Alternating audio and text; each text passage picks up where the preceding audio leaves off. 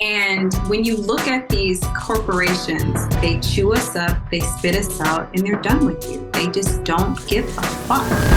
Welcome to the 𝗙𝗠𝗟𝗃𝗃 Show, the career management podcast teaching Black women how to become unstoppable at work. I'm 𝗙𝗪cia 𝗀𝗄𝗃, aka the Trillest MBA, delivering the inspiring truth through strategies and tactics so you feel protected, confident, and ready to conquer your career.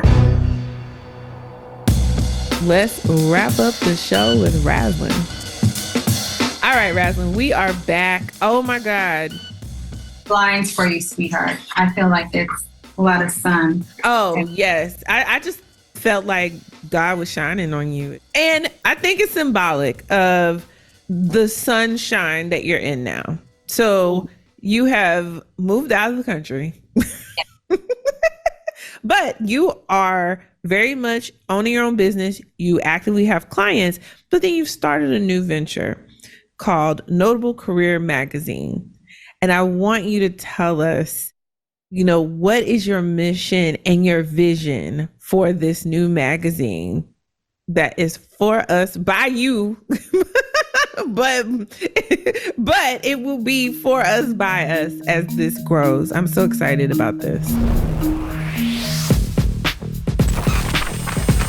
Thank you. I mean, I initially, all the things that I've gone through, everyone in my life kept saying, you need to write a book, you need to write a book. And I just didn't have it in me. Like, I can't keep rehashing the stuff. Like people are always like, oh, I don't hold any grudges. I wish them the best. I hold grudges. I don't wish them the best. Fuck them. They didn't give a shit about me. And my energy is going to people like you, 𝗙𝗪cia, that I give a shit about, right? So I don't have space. But I think that I started this because the stories I would hear, I felt like, well, mine isn't even that bad. There were women who were, having to go through electric shock therapy after they left Target. There were women whose hair was falling out. Yep. All of us had our relationships impacted by these things. And what I realized was I had a mom who at one point was the, director of personnel at the University of Minnesota. My dad worked in corporate America. He was in the top Black executive in his company. I had parents who understood corporate America and what it did. So when I would come and be like, here's what they're doing, my parents would be like, whoa, okay. I think their first initial thing was, we had these same problems. We thought sending you to private school, doing all these things, sending you to Howard, you'd have a different experience. It's the same thing. And I think that was heartbreaking to them because they really couldn't go in there and fix it. Right. But on the other hand, a lot of women that were being sent to me didn't. Their parents were like, please, I make $10 an hour and you're complaining about your $1,000 a year job. You better make it work. How do you go and ask your mom or your dad who've never been there, who think you're the problem? Because how do you fuck up this much money, goofy? That's right. What and, they're like, if I had the chance to make that, I'd never fuck it up, because they don't understand what it's really like. It's no clue. Abusive. It's an abusive relationship with corporate America, I think, that we have. And so I started this magazine, Notable, because I felt like it wasn't about me and my story. While I think this hopefully can be helpful to someone, like, I just wanted to provide information and for Black women, because people kept saying lean in and, the memo and all these things, and no disrespect to anybody's, thoughts about how this works. But I just felt like that's not even going to work here. Like, what are you talking about? Because the onus is always here. And I think we do the work. I think we are introspective. I think we are like, okay, where did I go wrong? Where did I miss these signs? What could I have done? Like, and I feel like it's just like, racism is constantly our problem.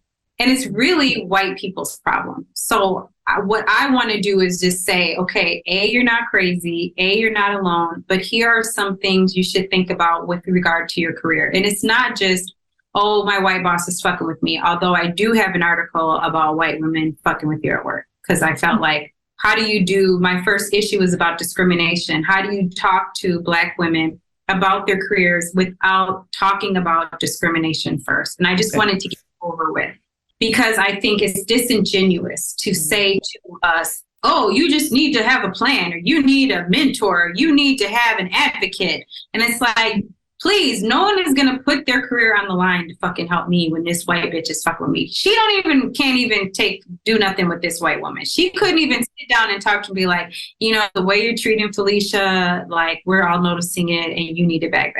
Right.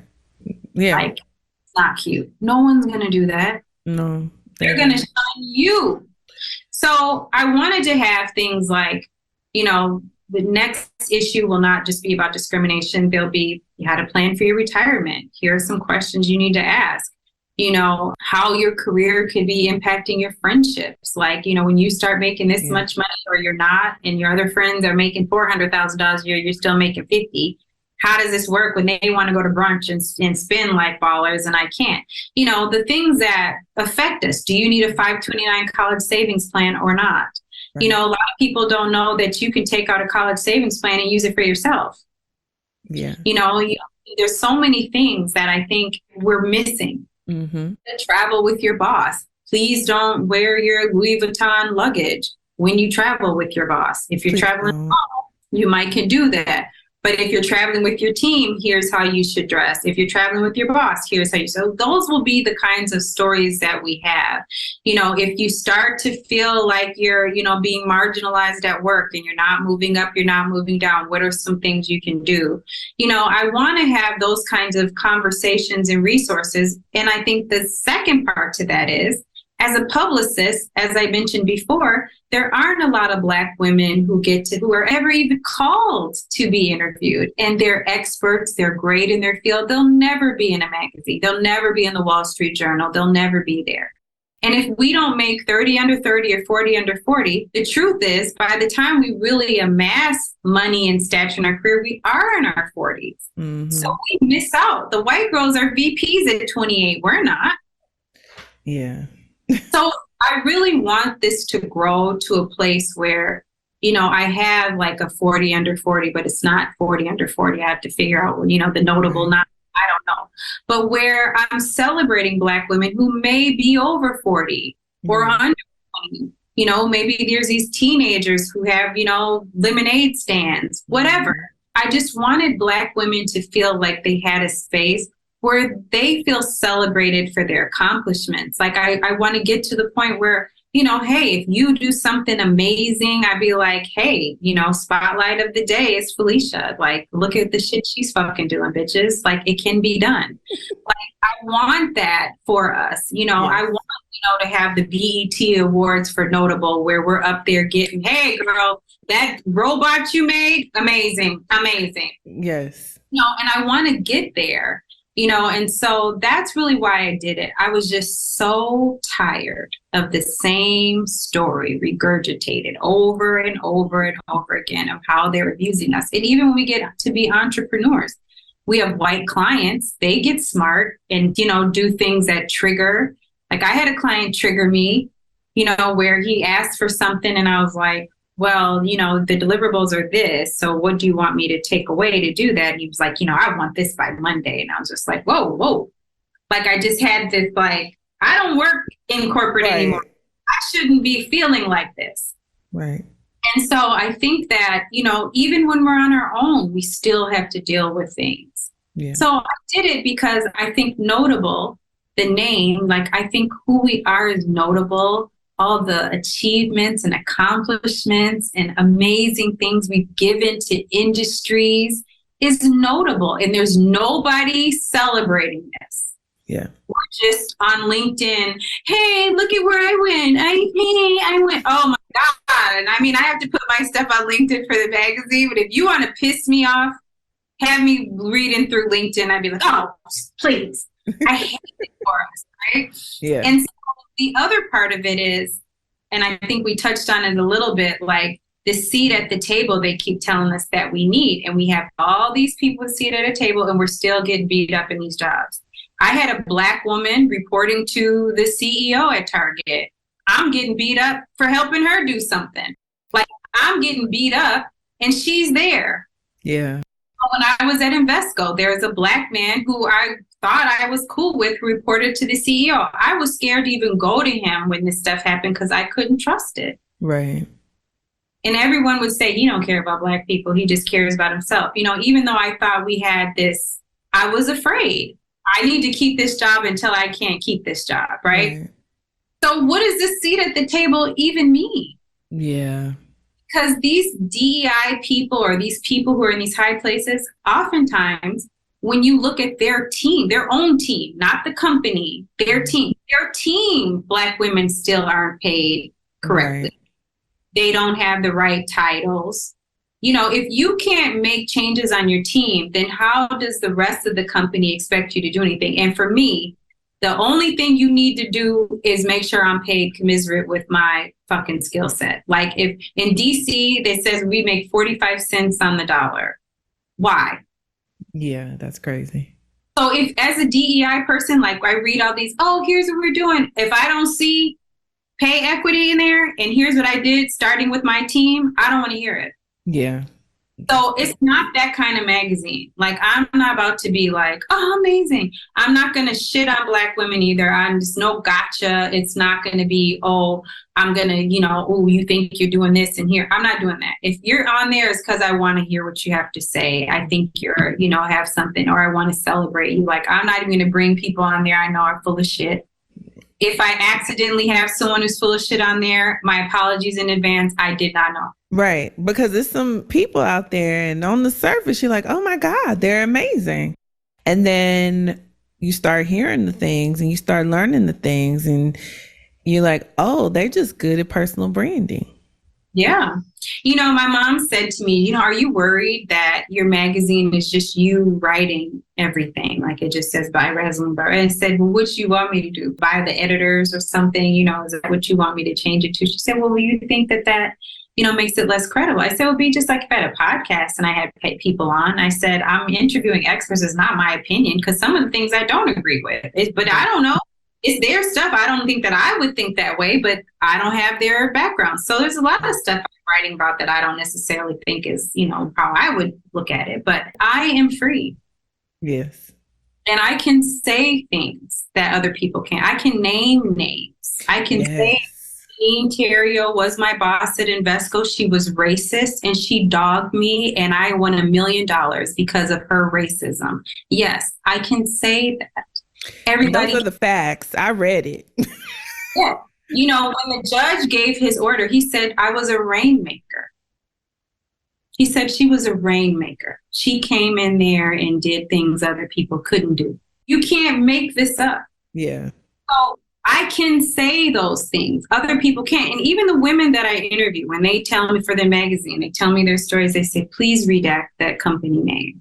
Even though they haven't sued them, they don't have a contract, because we're still afraid. We're afraid. And that's one thing I want to get away from. I mean, I'm kind of gagged right now. Where they're making non-disclosure agreements where they're voiding.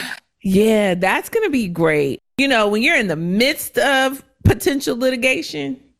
Midst of litigation, you should say nothing. Exactly. I deleted social media. I did not talk. People thought I had disappeared and I didn't give two fucks about it. People who needed to know where I was knew who I was, but there is no way I was going to risk some white juror going through my social media and me being like, white women are staying on Black women's career.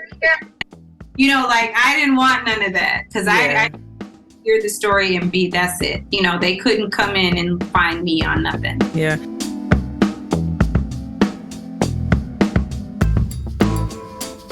For me, they know I do the podcast. They've been known I do the podcast. And in fact, they said that the reason why they let me go is because I do the podcast. And they were like, and she should be happier. I like my job. My last performance review was the highest rating you can get in the company on a performance review. So it doesn't make sense for you to say that. And then you listen to my podcast. So like, I know they listen to my podcast. They've told my attorney they listen to my podcast. I think it makes sense because how dare you follow your dreams and do something outside of this mundane 9 to 5 when I don't have the guts to follow my dreams and I don't have the time to do that.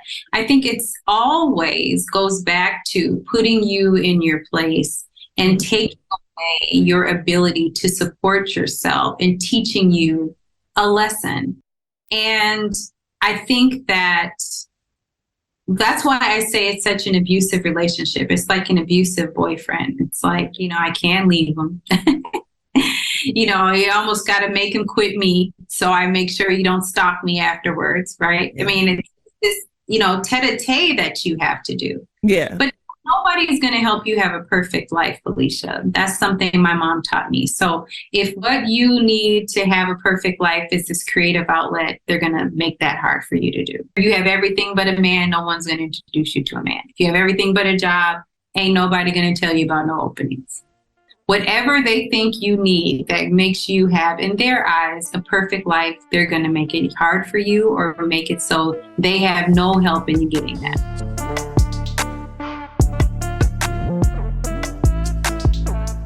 The thing is, I don't make money from doing this currently because I am a marketing executive, right? That was my chosen career path. I have a whole MBA from Indiana University, Kelley School of Business, had a whole fellowship to go to school, right? At the time, it was the second ranked marketing program in the country. So I do this because of all the things that the same reason why you started Notable Career Magazine is the same reason why I started this show, because I was hitting my head up against walls just in situations where I'm like, that really just happened? And I can't be the only one. And I was also learning ways to try to get around it and try to maneuver better. And I wanted to share what I was learning. And I wanted to give people hope that, hey, we can go through all this shit. And then on the other side, there's another side and you will be okay. And as I found that every situation I had gone through, and I'm getting emotional because it's hard to lose your job. And you being a single parent, you get it. You have to provide for your child, right? And for me, I don't have parents. My mom and my grandma, they're gone. I have to make sure shit gets done. And then for you to take away the way that I pay my bills because of some pretextual reason around, oh, we thought you'd be happier. But see, that's not it. Right. I know that's not it. I mean, I was the only Black person left. I think that what happens to us should actually be criminal. It should be. It's violent. Yeah, I think it is. And I think to manufacture problems that render someone financially unstable or in financial ruin or, feeling financially insecure should be a crime. I mean, I think that what happens is too, it really stops us from the ability to really grow in our career and see ourselves, right? Yeah. Because every turn you're scared to do this. If you say this, you da-da-da-da-da. You can't even be yourself. Right. And so I think to some degree, it does make sense because we are always trying to appeal to this humanity that doesn't exist in them. Yeah. And when you look at these corporations, they all went away from ethnic diversity to gender diversity. And that's not us. Right. They want us there for these numbers. They chew us up, they spit us out, and they're done with you. They just don't give a fuck. And I think what happened to me was I was sad. I was hurt. I was like, fuck this. What am I going to do? When I, lost my job, they were so dirty that Invesco's policy was when you got fired, you had till the end of that month to have your benefits. Damn. So they fired me on the last day of the month. So my benefits ended that day. Wow. I mean, they did super dog shit. Mm-hmm. Where I was like, people were like, well, if you sue, other companies are looking up. I said, well, if a company looks me up and sees that I stood up for myself and they don't want me, I don't want them either. Exactly. And I hate that you're going through this and you don't have your parents there and you don't I'll be here for you however you need me. Oh, I appreciate My mom that. is, an EEO investigator and an HR person. If you need it, we got it. But I did have parents who said to me, we would rather sell everything and have you go to court than for you to bow out of this. And the day before I went to court, my attorneys pulled me. I'm thinking we're having a strategy meeting and how things are going to go tomorrow, blah, blah, blah. And there's this thing called a Rule 69. And the Rule 69 Invesco put on me was basically, we're going to offer you $800,000. You take it, you sign this thing, and we give it to you. If you don't, and you go to court, even if you win, say you win, but you only win $600,000, you owe them $200,000 plus all their court fees. If you lose, you owe them $800,000 plus their court fees. I don't even understand how that's a thing. Basically, it's to not clog up the courts, right? Because if the judge sees this was a good offer, he's going to say you wasted the court's time, you should have taken it, and they penalize you because it's hopefully stops people from just, being litigious. Whatever. And I'm like, what? We've talked to other people and they've said this is a good deal. And I said, were they Black? They said no. I said, well, I don't give a fuck what any white people you talk to said about this. I don't give a fuck. We are going to court. You better get yourself fucking ready for tomorrow. And my mom's sitting there with me and she's like, Black mom. Yeah. And they were stunned. And I called my dad and I was like, let me tell you what these motherfuckers did. And my dad said, well, do you need new lawyers? Or they said, no, they're going to get it done. That's when he said, I will sell my home, all my car. If you lose and you owe them, we'll just owe them for life together. He said, but you're going to court. He said, because fuck them. And that was my family's thing. Like, no, they need to sit on this motherfucking stand and feel bad like you felt bad. I want you to be at home, with a bloated stomach and, heartbeat, palpitations, because you're going to be on this stand figuring shit out. I want you to have to look at me while you're lying and see what you did. I want you to see the jury's reaction, because my boss wouldn't let me pick my son up from school when I got back from FMLA, which I always did. And I still worked in the evening. Mm-hmm. And I remember the jury's face. They said, well, why would you stop her from picking her son up from school? Because my son said, I'm not playing basketball anymore because I can't get a ride home. It really affected my whole life. Wow. And she said, because she didn't deserve that. And the women, even the white men, I had all white people on my jury, one Black woman. And she went to the same hair shop as the Black attorney they hired to pretend like they're diverse. So I was really Republican Black judge who went to the girl's hair shop. It was a lot. Yeah. Their faces were like, now that's crazy.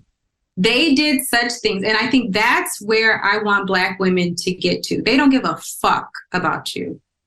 They don't care about your kids. They don't care about the parents you're taking care of. They don't care about the fact that you don't have parents and you're grieving. You can't even take off work when people die the right way. They don't care. And so we've got to get to this point where we look at litigation, even though I know we're not always protected under the law, but they count on you not suing. Yeah, they do. And that's one thing Attorney Anitra is really working to bring together tools as well. And I've been working with her to get us all to a place where litigation is no longer a barrier, because we are going to have to fight this in the courts. Mm-hmm. We're going to have to, because these companies won't change. They don't understand change. And I think what's most egregious is the whole, if you settle, they put in there a clause that usually says something to the effect of there was no wrongdoing found on the part of the company. And that you agree to that. If you settle while you're in court, but you can negotiate that. And that's what people don't also know. We need to start doing that. You have a voice in this too. And I think what we do is we go into these situations and we let them happen to us. Yeah. And I think that, when I got fired from Target, I started working at US Bank, and it's in the same building. My actual office was actually in the US Bank building when I worked at Target. So I'm in there having lunch, and I remember seeing the director, the white guy. We were in a restaurant, and I don't know, like I felt like I saw him, but I wasn't sure, and I didn't care. And I felt like he was looking at me and he wanted me to, so he could. And I thought to myself, motherfucker, you are not my boss anymore. Right. Not want me to make eye contact, because I'm going to go all the way off in this motherfucking salad shop, and I'm going to look crazy, but I'm going to feel better. So don't even, I didn't know if it was him. I felt like it was him, and right. I felt somebody doing this to see if it was me. And I'm looking, and I'm looking at the thing. I think that Caesar salad with chicken looks real good. And I could feel, I'm an ignorer. I can ignore, but I could feel it. And I felt like I don't work there anymore. And I had to keep telling myself that. I don't work there anymore. Fuck you. I don't work there anymore. And I think we still feel, oh, they didn't like me. Oh, they rejected me. Oh, it happened to me. Yes, it did. But now you have leverage and control too. Exactly. They don't want you talking about this shit. I went to court. I can say whatever the fuck I want. Sure can. I didn't sign shit. It's public. I pulled it up and read it myself. Google it and have at it.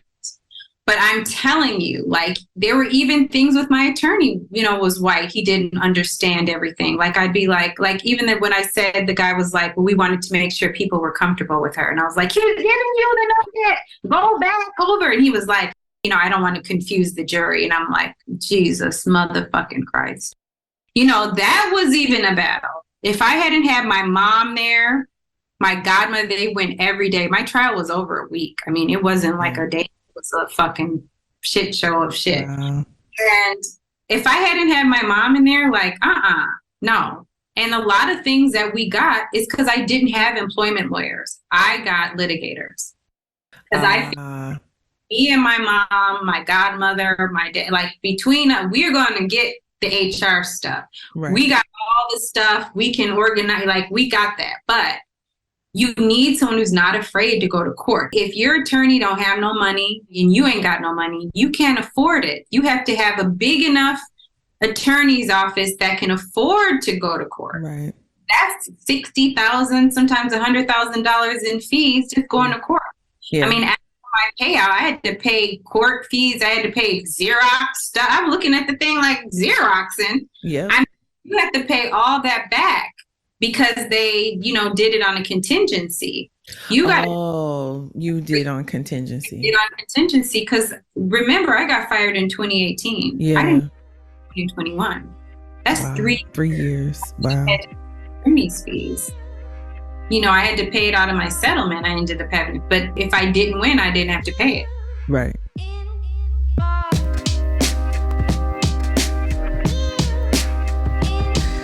The dream of mine is to have a nonprofit foundation that solely focus on helping Black women in litigation situations, and have a group of lawyers determine which cases that we would fund, not necessarily that we would get anything back, whether they win or lose, but just the practice of fighting, the exercise of fighting, and not being afraid to fight, because there's a lot of fear around fighting. I think to our defense, it's the fear, but also by the time we leave there, we're so beat up. Yeah, that's true. We don't have the mental, sometimes the physical capacity. So I try to be very soft with who can't fight. They just can't do it. And I understand it because there were times where I wanted to give up too. I just had parents who were like, girl, bye. Should we make you some spaghetti and a chocolate cake? And keep going, and I even, the attorneys that I ended up with weren't my first attorneys. I had a white man and a Black woman attorney when I started. And the Black woman was so rude and disrespectful to me. Actually, the white guy who was referred to me. He brings her in because he says he's a litigator, but she can help while I'm still working there. And she was talking to me crazy. And she was like, this isn't like television court, just rah-rah disrespect. And this was in Houston? Yep. And she was so disrespectful that the black attorney who referred me to the white guy who brought her in, I know it sounds confusing, but anyway, he was like, oh no, she shouldn't be talking to you like that. And I was like, first of all, if I thought this was Matlock, I would expect you to have on a seersucker suit and like, who are you talking to? Like, this isn't TV stuff, you know? And this is where I'm still working there and they're dogging me every day, like dogging me. And she writes me, I don't think you have what it takes to go through with this and, you know, take it all the way. And I was like, what? Like, how did you get that from this? Like, where are we going with this? And so we were supposed to have a meeting, said to the white attorney, like, we need to have a talk because who is she talking to? Like, this is weird.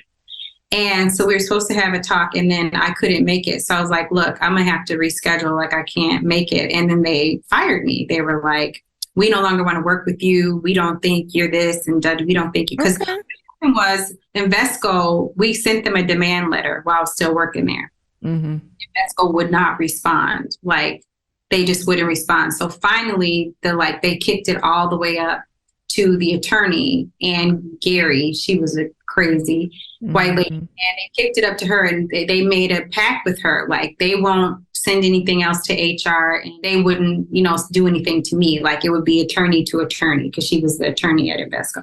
So once Anne finally responded, they were like, we have her ear. We should come back with another number. And I said, no, because you already started with the number and they didn't respond to it. If you give another number, you're just negotiating against yourself. Yeah.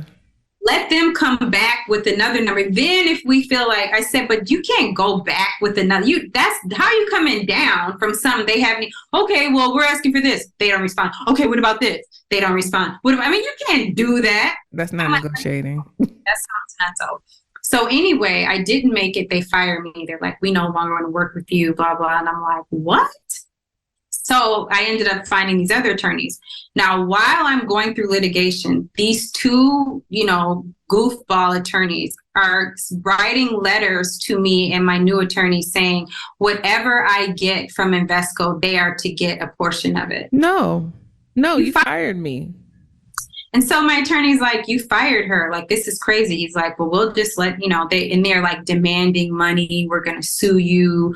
Like, this is a Black woman. I'm going to sue you. Then they stop emailing together. Now he's like, forget her. Just give me my money. And like, it's just, we're not giving you anything. So even after I won, I don't know if they knew if I won or not, but they sent me a demand letter, like, you need to give us some money or whatever. And I was like, I'm never giving you anything. So I had to report them to like the board. I don't even know what happened. Yeah. I don't know if it went through or not, because I ended up moving and, you know, whatever. But they were threatening me and they fired me. And I have the email, you know, I have everything. Right. We don't work with you anymore. You da-da-da-da-da. And I'm like, what?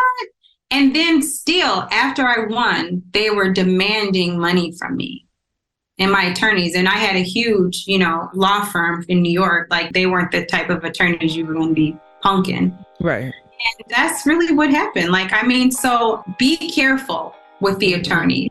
Because they were trying to make me settle because they wanted that quick money.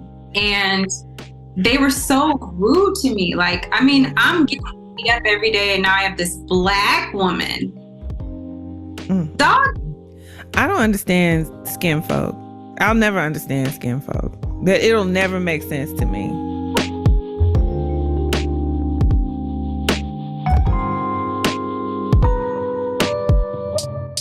Raslyn, before we go, tell us, how do we connect with you? How do we support you? Definitely want to amplify Notable Career Magazine. You have some really great articles. I think they're dope. Shout out to Marin for connecting us. Yes, so what are the things you need us to do to support, and then any resource that we can send your way as you build to pour into us? The email address for me is info@notablecareersmag.com.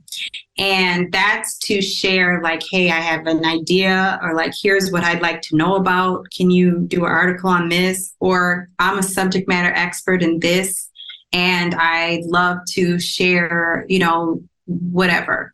Like, I love that. And I've gotten a lot of women who are like, hey, how do I help? How do I, and I'm like, girl, info@notablecareersmag.com.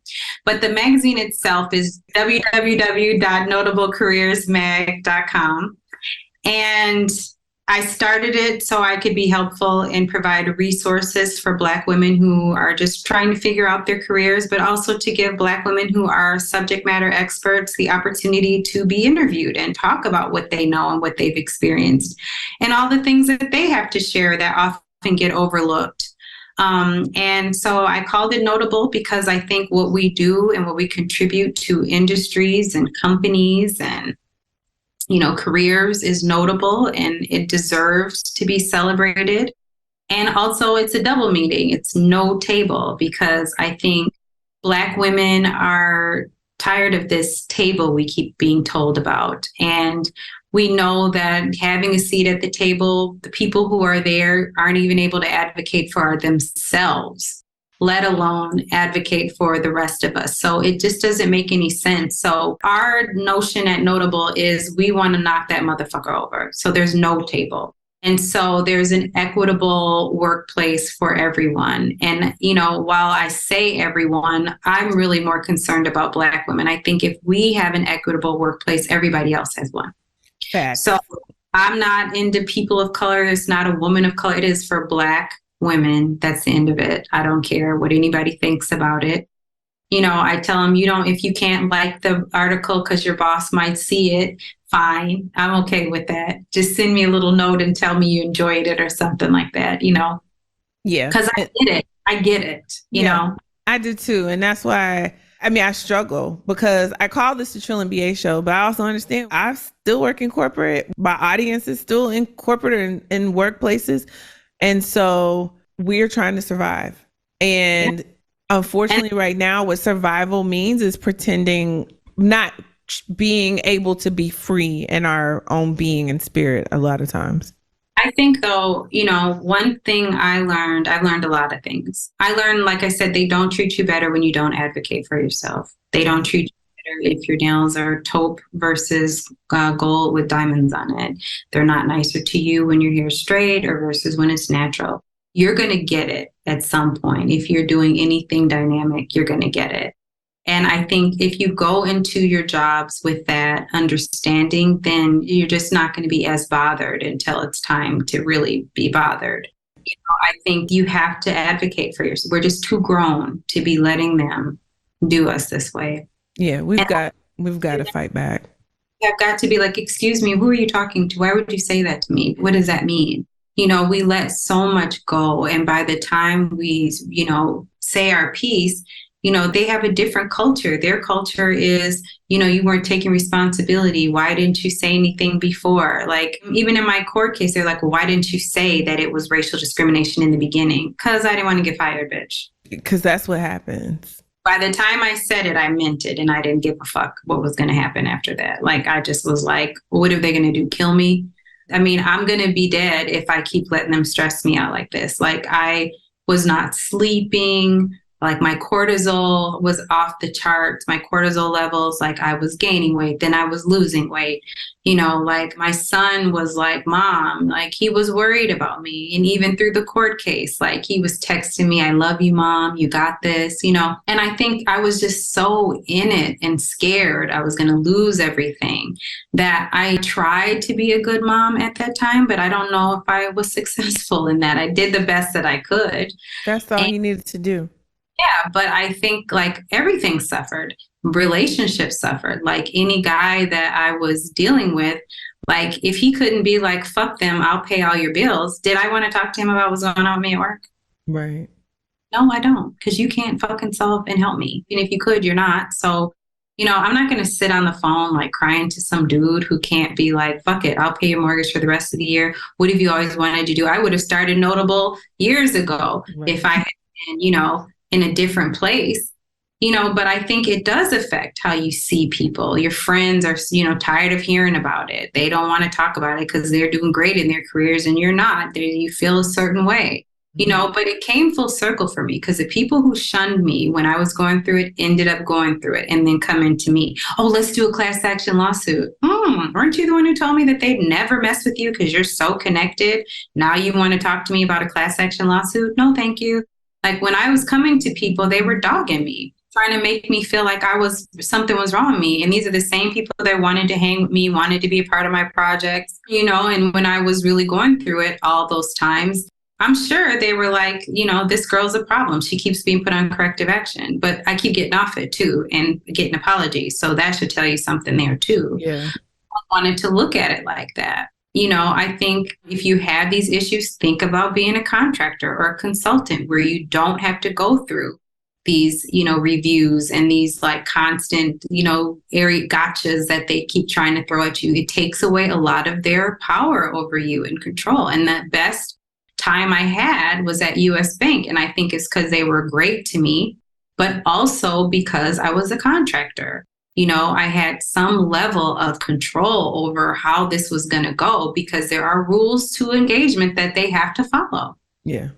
Yeah. So there are ways for you to think about your employment. If corporate environment isn't for you as an employee, maybe it's for you in a different capacity.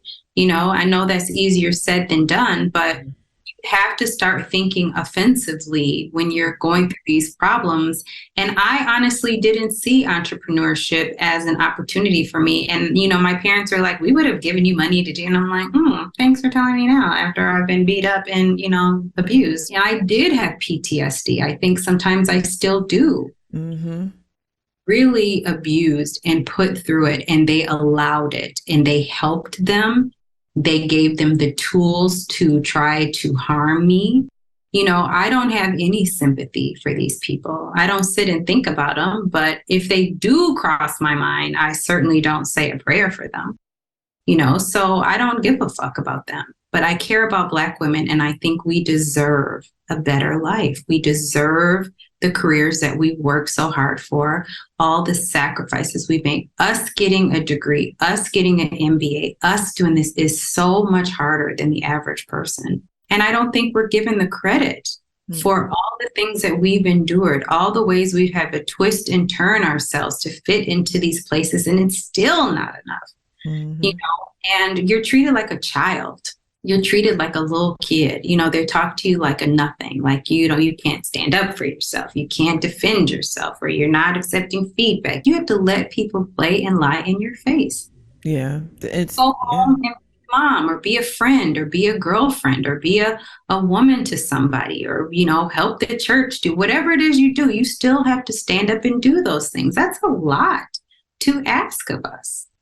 It is. I'm wondering when we're all going to collectively come together and just revolt. And I'm starting to feel the shift. And I think just in the general labor market, I'm starting to feel a shift. But I feel like in particular, we have every reason now to be emboldened, to fight, to come together and fight together for our humanity.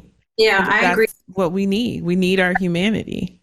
We need these jobs. We have to force a change. And I think, I don't know what that revolt looks like, but it does look like a seat at the table. Now that I definitely agree with. But I will say there are some Black women who I've termed them, they're naturally polished. And I don't think that's a good term the more I think about it, but that's the only way I can explain. Like our friend Marin, she is dynamic. She does stand up for herself. She is the consummate professional. I've seen her in action and she does dope shit. She has gone through her stuff though, right? And she's found the place where she fits. And I feel like there are places where badass Black women will fit, will be acknowledged, will be appreciated.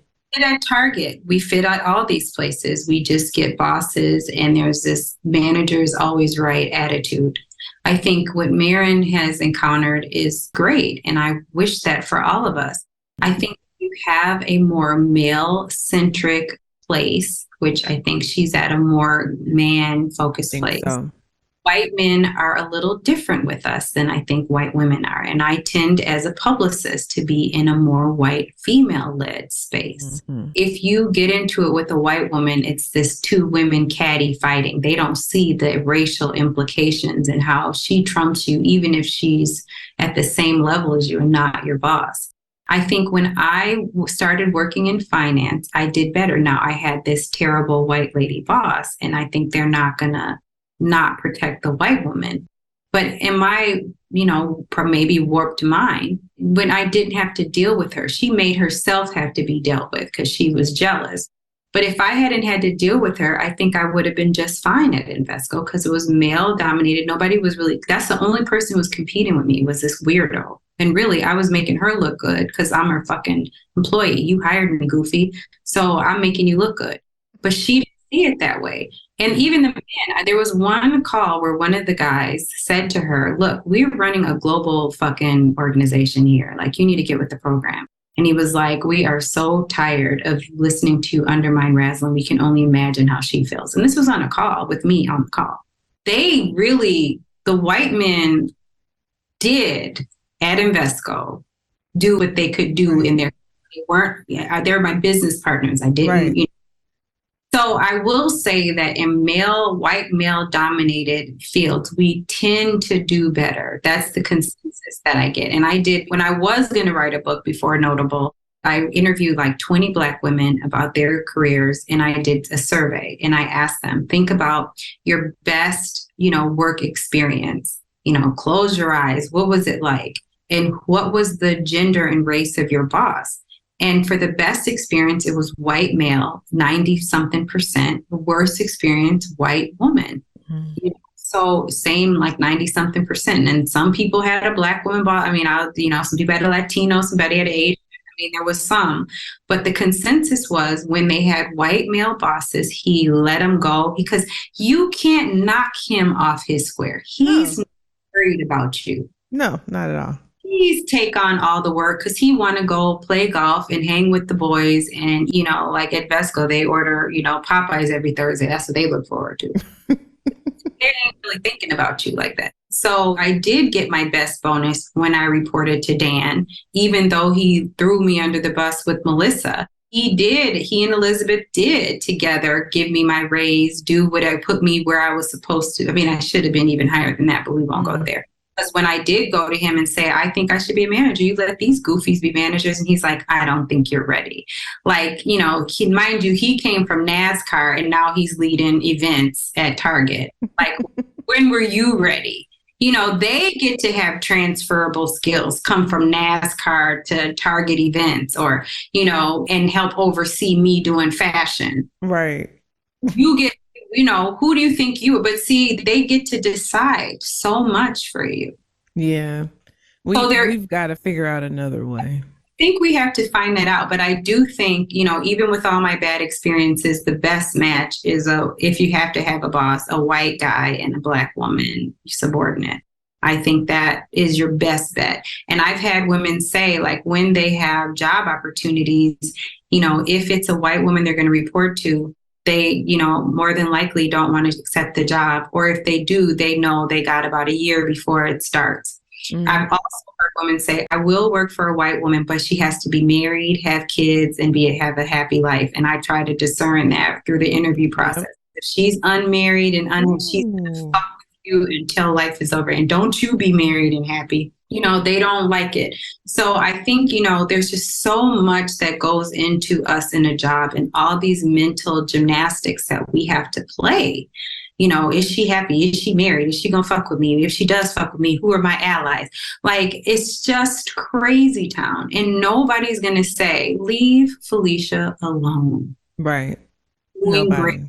She's good for the company. And if you fuck with her again, I'm going to be looking at you. Yeah, no. Nobody says that. No, nobody says that. I mean, so after you revolt, before you revolt, what is it we're asking for? And I think it's just like Black Lives Matter. We are marching and people are like, do.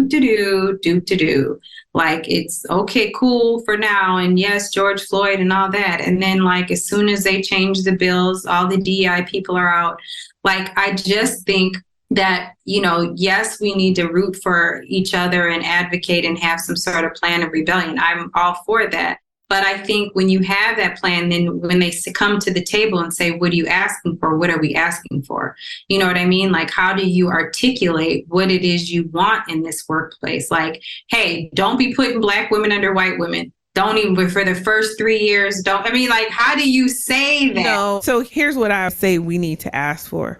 Leave us alone. Like, if you hire us, let us do the job. Leave us the fuck alone. Like, because you don't do the job the way they would do it, you're not doing the job. But that's why you hired me, because if you could do the job the way you do it, then you wouldn't need me. I had a boss one time, I used to write stuff, and she said, well, I wouldn't write it like that.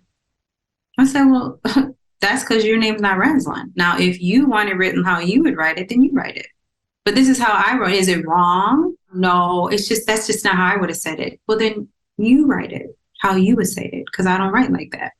And her critique about me wasn't that she said, well, your writing's really good. My writing's good.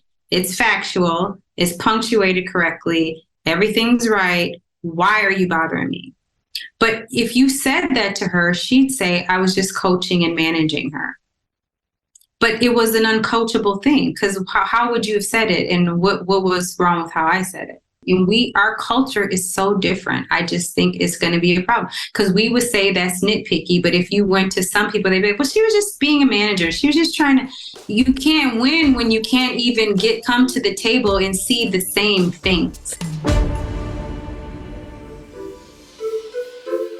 Okay, listen. Thank you, Raslyn, for coming on the show.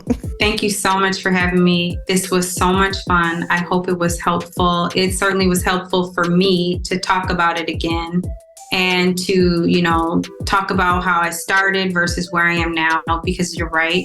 You do get to the other side painfully and with time, but you do get to the other side. And hopefully you can find people in your life that you can talk to about it, who can relate to it, who can lift you up and offer support and constructive criticism where you need it. Exactly. And a soft place to land when you need that too. So if anybody, has any ideas for things that they wish someone had talked to them about in their career, or things they want to know, like I asked one woman, she said, how do I get a board seat? Good question. We'll talk about that.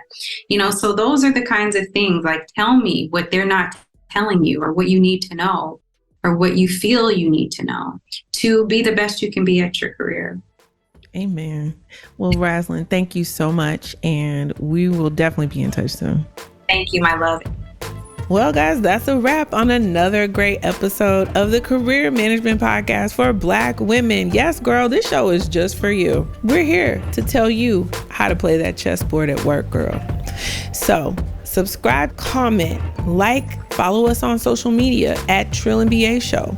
Listen, every time you tell one of your friends, you share this information, you share this podcast, it helps us to grow and make even more dope content just for you, unapologetically. That's why we're here. Now, if you are facing a workplace dilemma, such as a performance improvement plan, or you're not able to secure your promotion and raise that you have worked for and you have deserved, basically, if these people are playing in your face, we are here to help. Go to 𝗙𝗏𝗃.com/coaching to schedule a one-time one-on-one call to workshop your specific dilemma with me. Or schedule a consult to get more information about the consulting packages that I do offer on a longer term basis. As always, you can reach out to us with your listener letters and your questions at 𝗙𝗏𝗃.com. Until next time, guys, focus on your best possible outcome. Ask for help when you need it. Please, please, please ask for help. And as always, keep it trill. I'll see y'all next week.